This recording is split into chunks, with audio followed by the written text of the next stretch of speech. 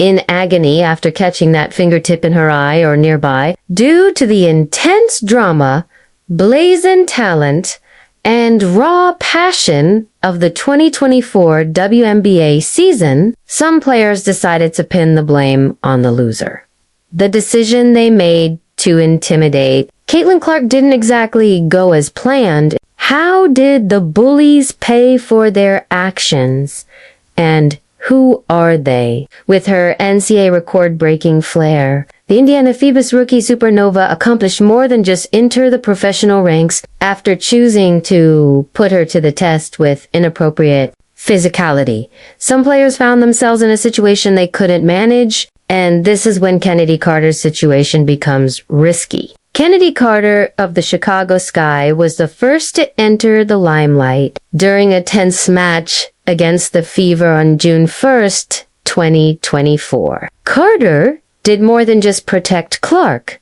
A message was sent by her. Before an inbound pass, Carter's shoulder checked Clark to the hardwood while the ball was still out of play. A motion that was so obvious it shouted intent. After a review, the league changed the referee's initial ruling of a common foul to a flagrant one, indicating needless contact. As if it couldn't get any stranger, Carter was struck by the repercussions like a freight train. The court of public opinion was harsh, yet the WNBA did not penalize or punish her. Fans demonized Carter on social media, with some even going so far as to harass her after she left the court. She and her Sky partners encountered harassment at their hotel a few days later, a terrifying reminder of how easily a love of athletics can become poisonous. Always calm, Clark dismissed it. Even though that's not a basketball play, I managed to play through it. Carter didn't simply fail in his attempt to frighten the youngster. It failed catastrophically, portraying her as the antagonist in a story from which she was unable to break. The most absurd aspect is that it is entirely true. Hold on though, because it gets much more unbelievable. Angel Reese, number 2. Angel Reese, another rookie with the Chicago Sky, took her turn on June 16th. Ree took similar energy to the professional game, already connected to Clark through their intense college rivalry. Ree attempted a block as Clark drove to the basket for a layup, but he struck Clark's head with a startling force. After reviewing the play, the referees gave Ree a harsh slap for making too much contact. Ree dismissed it as a basketball play, but the repercussions were severe. She was penalized $1,000 by the WNBA for failing to fulfill her post-game media duties rather than for the actual foul. The Sky was fined $5,000 for its failure to maintain compliance. This is where things start to go in an unexpected direction. The Bird did more than just provoke discussion. It started a cultural conflagration. Ree was subjected to racist and attacks by online trolls, drawing her into a hate storm that went well beyond basketball. The event intensified the rivalry between Clark Reese and the WNBA, which has its roots in their 2023 NCAA championship matchup and made Reese a talking point for debates around privilege, race, and the league's physical edge. What follows will astound you. Third place, Di Carrington. Joe Nye.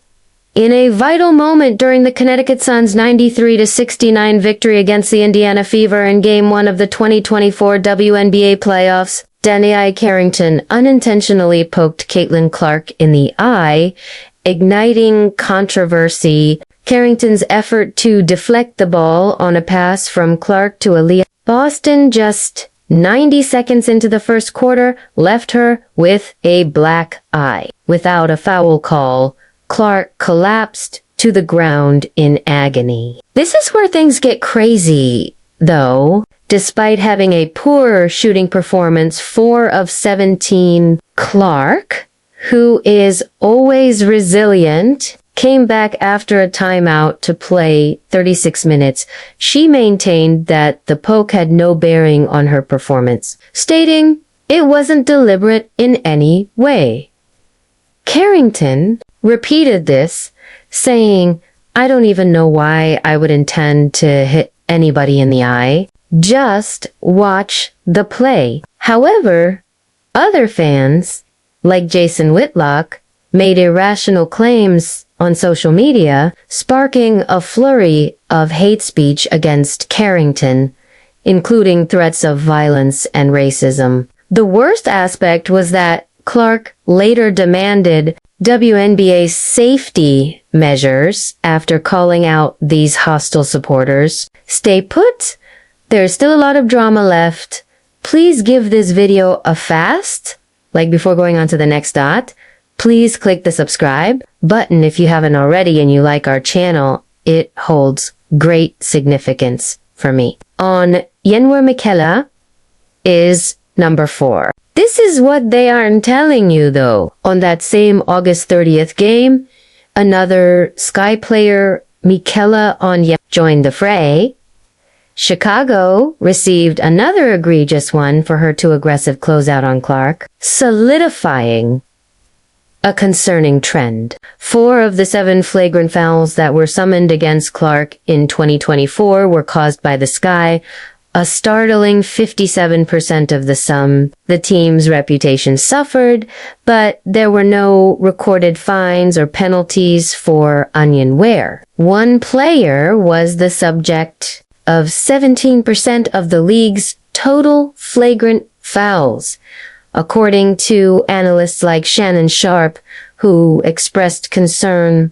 And just wait, if you think that's horrible, despite the Sky's unrelenting attempts, Clark continued to go forward. They transformed her into a representation of unwavering perseverance. You will want to hear this next section, I promise. 5th place goes to Ari McDonald. Players from outside of Chicago were also entangled in the conflict. The LA Sparks' Ari McDonald was sent to the list for obstructing Clark's landing area during a 3-point attempt. The foul was judged to be a careless error in a fast-paced game rather than malicious. However, it strengthened the idea that Clark was a hard contact magnet. McDonald's name was added to the increasing list of players who tested Clark and came under examination for it. But there were no penalties or suspensions imposed.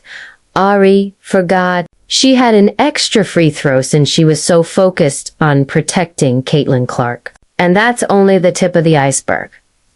These incidents weren't unique. They were a part of a larger narrative about a rookie figuring out a league where surviving is the only way to get respect. Clark was engaged in more than just basketball. She was enduring hardship. However, what follows will leave you stunned. The players that went after Clark, Carter, Reese, Carrington, Onyenwere, and McDonald weren't only hit with fines or foul calls right away. They developed into cautionary tales within a longer story. Carter received more than just a blatant one for his shoulder check. She became the center of discussions over jealousy and sportsmanship in the WNBA as a result. 6th place goes to Alicia Clark in a contentious game between the Las Vegas Aces and the Indiana Fever on May 25, 2024. Veteran forward Alicia Clark controversially called a foul on rookie sensation Caitlin Clark.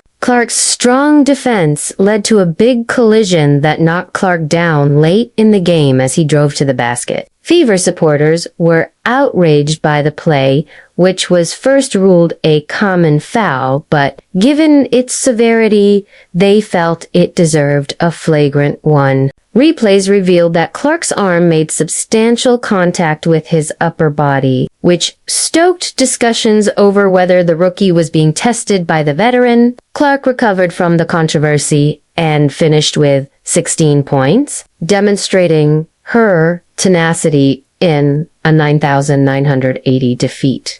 Diamond Fields is ranked number 7. In late August, the Chicago Sky are engaged in a fierce conflict with the illness. Diamond Gem Shields, who is renowned for her perseverance, goes above and beyond as she slams into Clark, putting the rookie to the ground with a thud that reverberates around the arena. After reviewing the play, the officials decide that it appears to be excessively rough and upgrade the foul to a flagrant one. The Shields are hit off the court by the true aftermath, even though the call sends shockwaves through the game. The Shields are under an awkward spotlight as a result of the WNBA's decision to elevate the foul and the public outcry. It's just another bruise for Clark to accumulate. The 8th is easy. When Clark first started playing in the WNBA, she was baptized by fire against the Seattle Storm.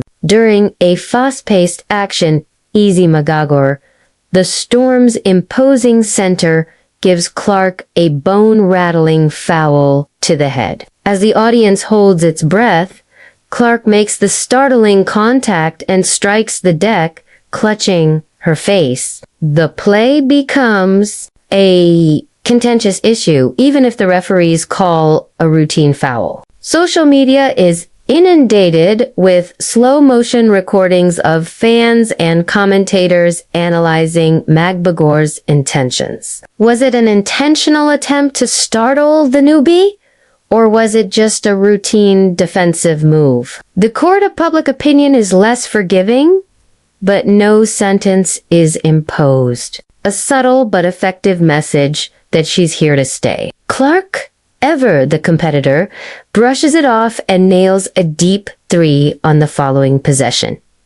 Marina Maberry, number 9. Clark seemed to be particularly irritated with the Chicago Sky, and Marina Maberry was no different. Maberry absianti in the June altercation by adopting a defensive strategy that relies more on physical force than finesse. She constantly pursues Clark, pressing herself against him in ways that go beyond what is socially acceptable. After one particularly forceful bump, Clark stumbles. Additionally, the move lights up the highlight reels, even though the referees ignored it as a regular foul. Another blow is dealt to this guy's reputation for roughing up Clark.